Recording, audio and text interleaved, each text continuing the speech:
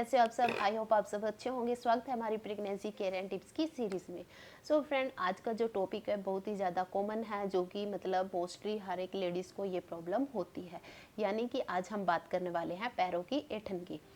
जैसे कि जब हम प्रेग्नेंट होते हैं तो प्रेगनेंसी के टाइम पर ये प्रॉब्लम बहुत ज़्यादा होती है, पैरों की ऐंठन। इसका मतलब क्या होता है कि हमारी जो लेग होती है उसकी जो मांसपेशियां होती हैं उसके अंदर जकड़न आ जाना, या फिर एकदम से जैसे कि खिंचाव आ जाना।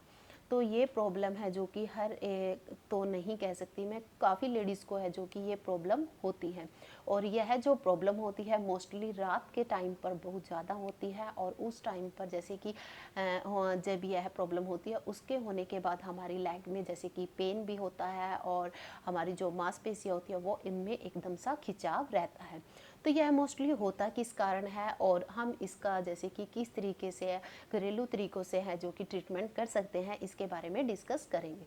तो चलिए सबसे पहले हम जान लेते हैं इसके कारण कि यह प्रेगनेंसी के टाइम पर होती क्यों। सबसे पहले प्रेगनेंसी के टाइम जैसे जैसे टाइम है जो कि वो बढ़ता है, वैसे वैसे हमारा जो वजन होता है वो भी बढ़ना शुरू हो जाता है, और जिसकी वजह से हमारे पैरों की ऐंठन की समस्या है जो कि वो पैदा हो जाती है। और नेक्स्ट इसके बाद जब जैसे कि हमारी जो पैरों की जो मांसपेशियां होती है उसके अंदर ब्लड सर्कुलेशन होता है जैसे कि पर्याप्त मात्रा में नहीं हो पाता, और जिसकी वजह से हमारे पैरों में है जो कि ऐंठन की समस्या होती है।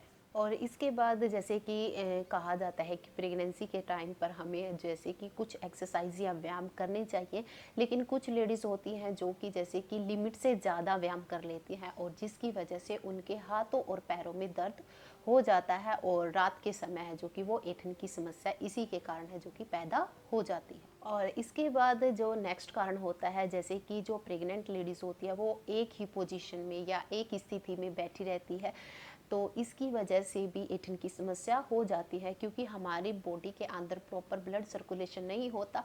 इसलिए हमें जैसे कि हर एक कोई सजेस्ट करता है, या हमारा डॉक्टर भी हमें सजेस्ट करता है कि हमें एक पोजीशन में लगातार जो कि नहीं बैठे रहना चाहिए और ना ही खड़े रहना चाहिए। इसलिए आप थोड़ी थोड़ी देर के बाद है जो कि वो पोजीशन बदलते रहिए। अगर आप एक ही पोजीशन में काफ़ी देर तक बैठे रहते हैं या खड़े रहते हैं तो यह भी एक ऐंठन की समस्या का कारण है। और इसके बाद जैसे कि जो प्रेग्नेंट लेडीज़ है जो कि पानी भरपूर मात्रा में नहीं लेती, और जिसकी वजह से उनकी बॉडी डिहाइड्रेट हो जाती है, तो इसका भी यह भी एक कारण होता है पैरों में ऐंठन की समस्या का।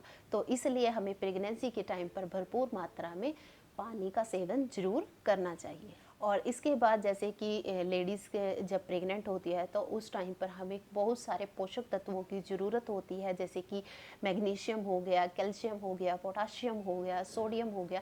तो ये सभी पोषक तत्व हमें हमें प्रेगनेंसी के टाइम पर बहुत ज़्यादा ज़रूरत होती है। अगर आपकी बॉडी के अंदर इन सभी पोषक तत्वों की कमी हो जाती है तो कभी कभी यह भी ऐंठन की समस्या का कारण बन जाते हैं। और इसके बाद हम बात कर लेते हैं कि पैरों में जब ऐंठन हो जाती है तो हम उसका इलाज या उसका ट्रीटमेंट किस तरीके से कर सकते हैं। तो सबसे पहले अगर आपको जैसे कि पैरों की ऐंठन की समस्या है तो आप एक पोजीशन में ना खड़े हों और ना ही ज़्यादा देर तक बैठें। हो सके थोड़ी देर बाद है जो कि टहलते रहें, फिर अपना काम करते रहें, और इस तरीके से है जो कि आपकी बॉडी का ब्लड सर्कुलेशन है जो कि वो भी ठीक रहेगा और आपको ऐंठन की समस्या नहीं होगी। और नेक्स्ट जैसे कि प्रेगनेंसी के टाइम पर आप अपने जैसे कि हाथों पैरों की मूवमेंट है जो कि वो करते रहे, साथ ही आप जैसे कि अपना रूटीन बना लीजिए कि सुबह शाम आपको वॉक है जो कि वो ज़रूर करनी चाहिए। और इसके बाद अगर जैसे कि आपको ऐंठन हो जाती है तो ऐंठन होने के बाद आपको क्या करना है, जहाँ पर भी जैसे कि होती है तो उस स्थान को या तो आप थोड़ा सा रब कीजिए, जिससे वहाँ पर एरिया जैसे कि गर्म सा हो जाएगा, या फिर आप जैसे कि बर्फ़ का यूज़ भी कर सकते हैं, तो इससे भी आपकी ऐंठन है जो कि वो दूर हो जाएगी। और ऐंठन होने के बाद जैसे कि अगर आपकी टांग में ऐंठन हो जाती है तो आपको क्या करना है, एकदम अपने पाँव को थोड़ा सा हिलाना है, और उसके बाद हो सके तो आप अपने जैसे कि जहाँ पर भी हुई है तो उस स्थान पर थोड़ा सा तेल लेकर, जैसे कि जो सरसों का तेल होता है उसको लेकर थोड़ी सी देर उसकी मालिश कीजिए, और इससे आपको काफ़ी ज़्यादा आराम मिलेगा। और इसके बाद जैसे कि प्रेगनेंसी के टाइम पर हमें अपने पोषक तत्व है जो कि भरपूर मात्रा में लेने चाहिए। वहीं पर कैल्शियम कैल्शियम और जो मैग्नीशियम होता है, इन 2 तत्वों का सेवन है जो कि आपको भरपूर मात्रा में करना चाहिए।